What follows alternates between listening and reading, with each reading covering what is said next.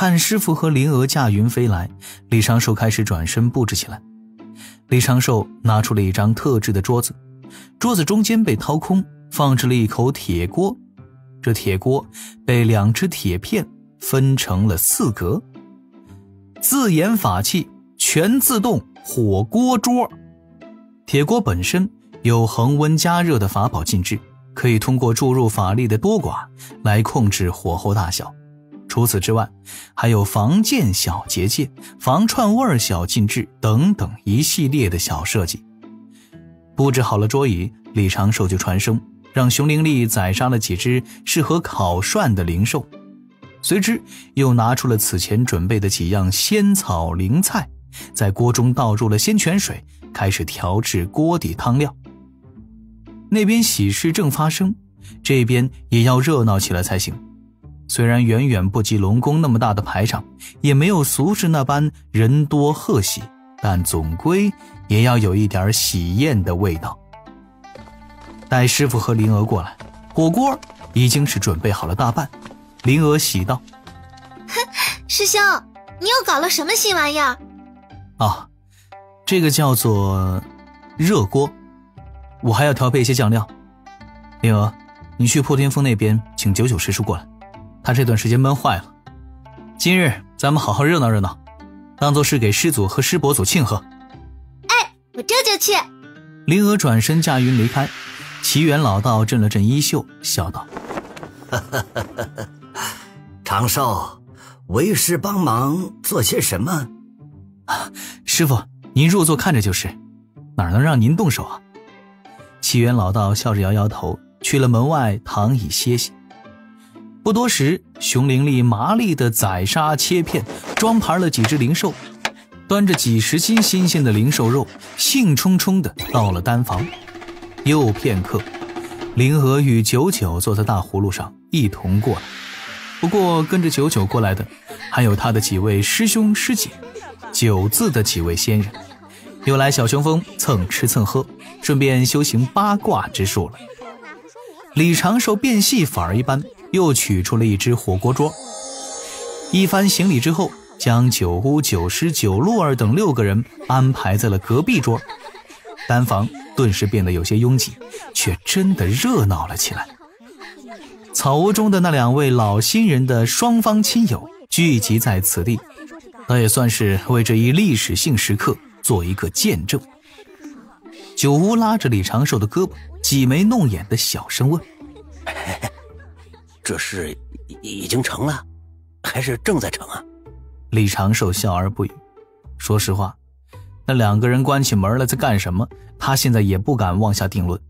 虽然说按常理而言，现如今2个人应该是在进行一些这个不可描述之不可描述，但是忘情上人能把一本启蒙手册当成是仙法修行，现在的局势说不定会发展成什么样。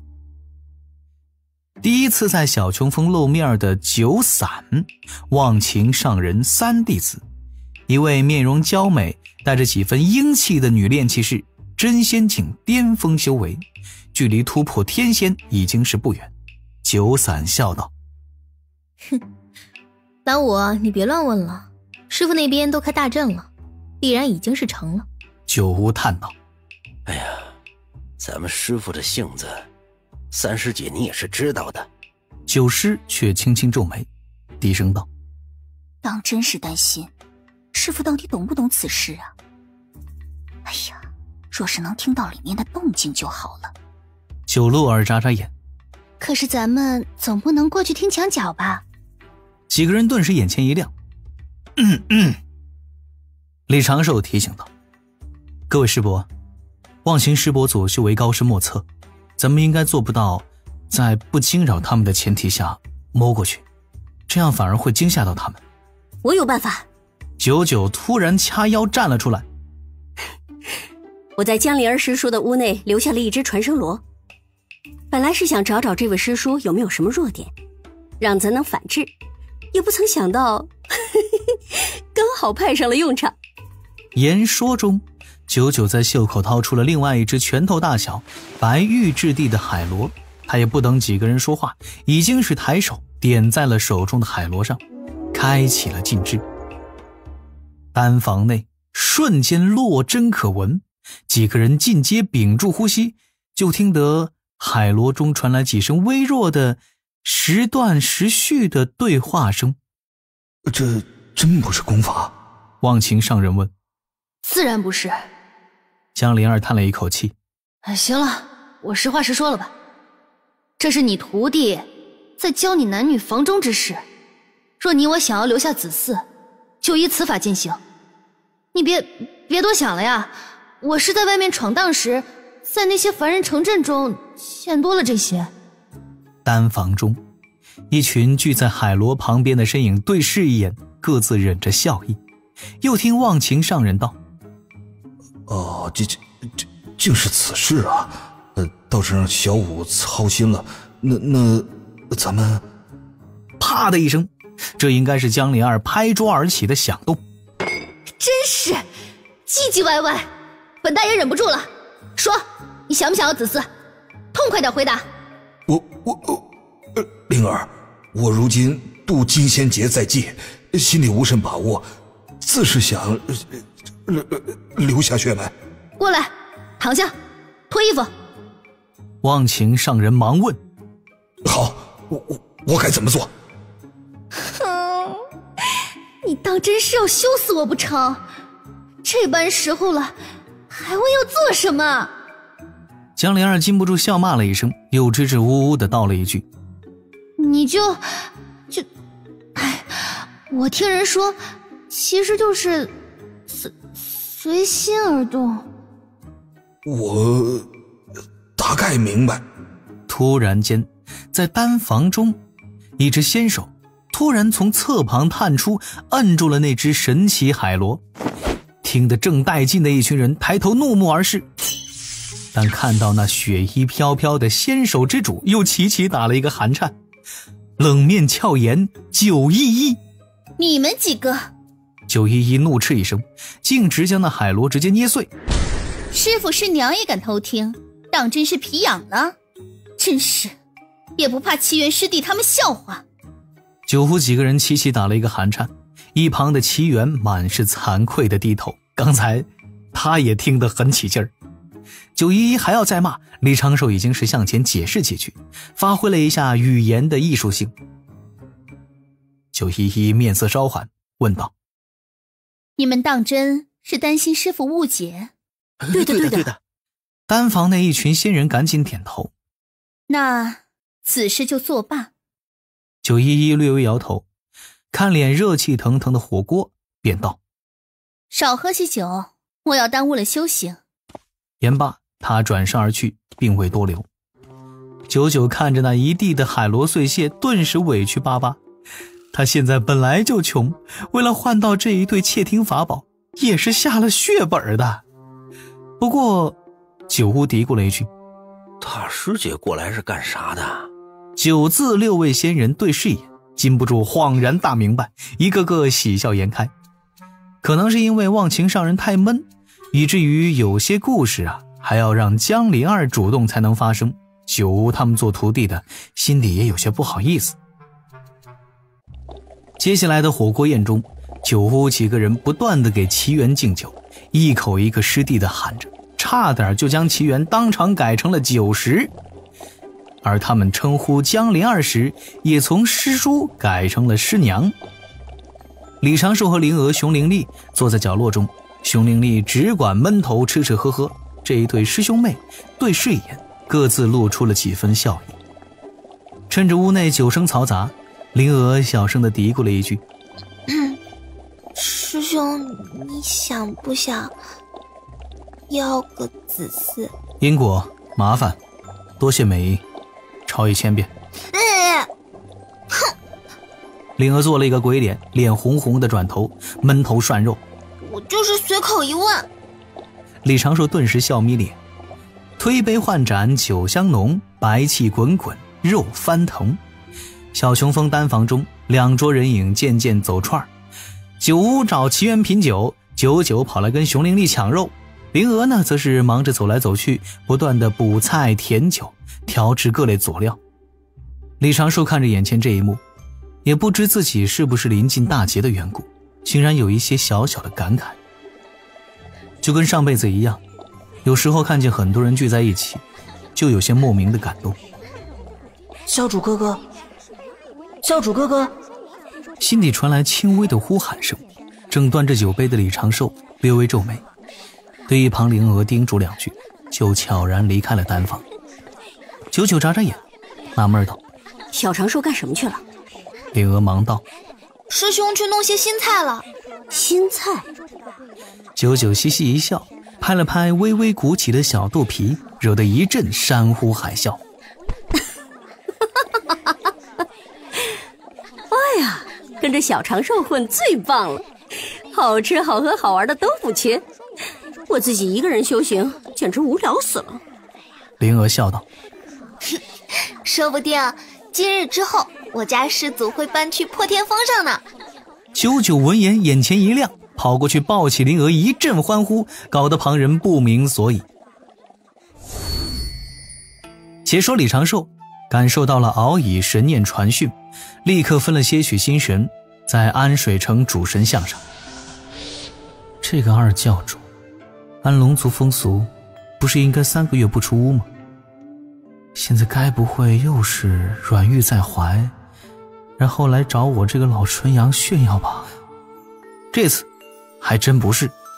敖乙面露急色，与李长寿梦中相见之后也不含糊，直接道：教主哥哥，我刚带思思回了金鳌岛，金鳌岛上如今人人都在传，说是你蛊惑赵公明师叔，意图挑起西方与截教的争端。李长寿眉头一挑，这次西方教出手倒是有些技术含量。李长寿笑道：此不过谣言罢了，智者无虑。已经有几位师兄想来海神庙中找哥哥你问询，被我拦下了。敖乙低声道：教主哥哥，你风评被害，这或许是他们暗中出手，这可如何是好啊？放心，此事且容我想想对策，你不必着急。若当真有不利之影响，顶多呢就是请赵公明前辈出面澄清一下。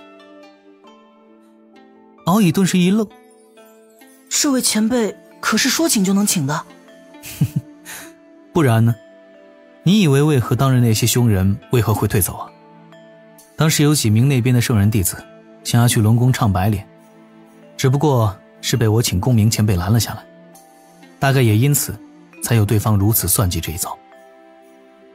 敖乙双目闪动，面露惭色，低头道：哥哥请教主大恩，请受敖乙一拜。莫要行礼。李长寿抬手扶须，心底已经有了对策，便道：此事你不必多管，若是截教仙人要来找我，就让他们来安水城，我随时恭候。敖乙立刻点头答应了一声，又匆匆离开了。断了神念交流，李长寿心底略微思量，其实他并没有如敖乙面前表现的那般淡定，在灵草院中选新草时，心底也在不断地思索此时该如何应对。西方换操盘手了，这一击软绵掌让他异常被动。半日之后，安水城当真还来了6名截教仙人，径直朝着海神庙而来，带头来的还是一位金仙境的女仙人。此时小琼峰上火锅宴已散，灵和九九与熊灵力已经去了棋牌室中玩耍，自家师傅在丹房中打坐修行。湖边草屋还是没有什么动静，结界严防死守。李长寿摇摇头，闭目凝神，将心神落在了海神庙处，启动了一只指导人，看脸自己后堂正中挂着的山水图，如何应对已经是心有成竹。当前这种情形，李长寿早有推演了，且此事发生的时间点比李长寿所预料的要晚了许多。暗中挑拨截教仙人，对付人教背景的南海海神，这并不算是什么高明的谋略，反而更像是对策，也证明西方教开始正视他这个海神对龙族之事的影响。趁着截教问罪六仙还没有到，李长寿用仙石扫了眼小琼峰各处，也不知道今日种下的果，来年会不会多一个小师叔什么的。折腾这么久，闷骚富贵和傲娇师祖道侣故事总算也是安稳了下来。李长寿充分地体会到了这种非普通性格搞道侣是何等的麻烦，何等的困难。这还是两位老神仙眷侣有几千年的感情基础，而且最后小师叔果断的平推。罢了，不提也罢。算计这事儿，还不如跟西方教斗智斗勇，跟玉帝表面君臣与龙族称兄道弟来得轻松。顺便借着这些事还能量一量自己的良心到底值多少功德。那6位截教仙人到了安水城南100多里，这老神仙皮的指导人站起身来，端着拂尘道一句：封庙迎贵客。后堂之外立刻有神使应答跑动。大庙半个时辰前就已经停止接待香客，此时只是将逗留的香客请出去。随后这一群壮汉列在后堂之外，一个个散发着凶煞气息。像赵大爷这样的洪荒教妓友人来了，这里有好酒好茶。像这6位素未谋面前来兴师问罪的仙人来了，这里有一群手臂上能跑马的壮汉。都严肃点！